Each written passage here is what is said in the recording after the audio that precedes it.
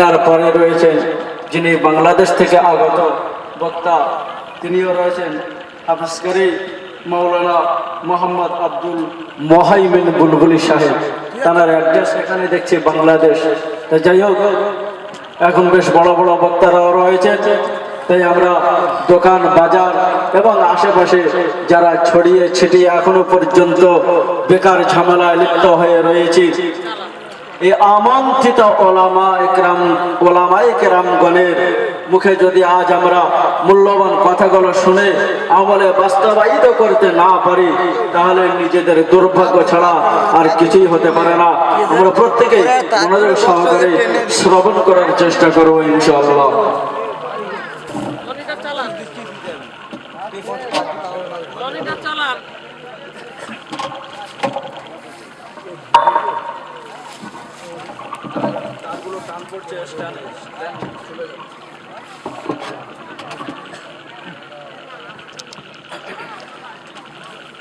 ভাব দেবেন না, ধীরে ধীরে হাসি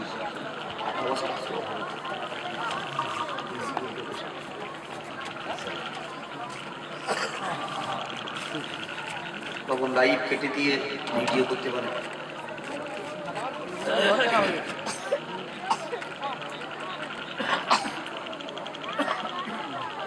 আসসালামু আলাইকুম। ওয়ালাইকুম আসসালাম।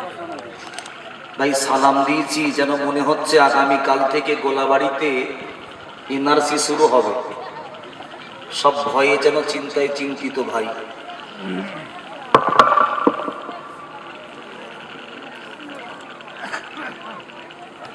এতগুলো মানুষ আমরা এসে বসেছি, কিন্তু বাইরে রাস্তায় আমি আসতে পারছিলাম না, এত জাম, এত ভিড়। ওরা কি আমাদের মুসলমানের ঘরের ছেলে বলে মনে হয়, না অন্য কোনো ঘরের ছেলে? মুসলমান যদি হয়, আমি দাবি করব সকলে আমাদের পবিত্র মাহফিলে চলে আসি ভাই। যারা রাস্তায় আছি সকলে মাহফিলে চলে আসি। সত্যি যদি নিজের অন্তরে দ্বীনের মোহাব্বত থেকে থাকে, নবীর প্রেম ভালোবাসা থেকে থাকে, আমার নবীর মোহাব্বতে একটু পবিত্র মাহফিলে চলে আসে। বাবু ঠিকই আছে, ঠিকই আছে, বেশি দিলে তো গেম টানবে।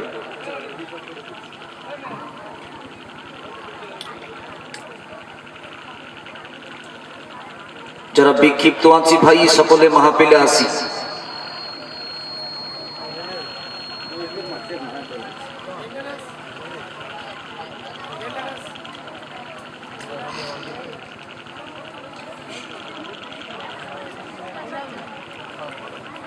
আলহামদুলিল্লাহ,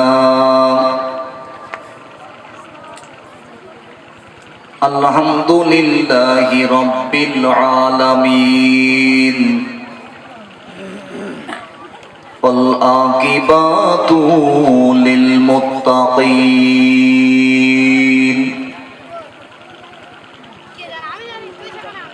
আসসালাতু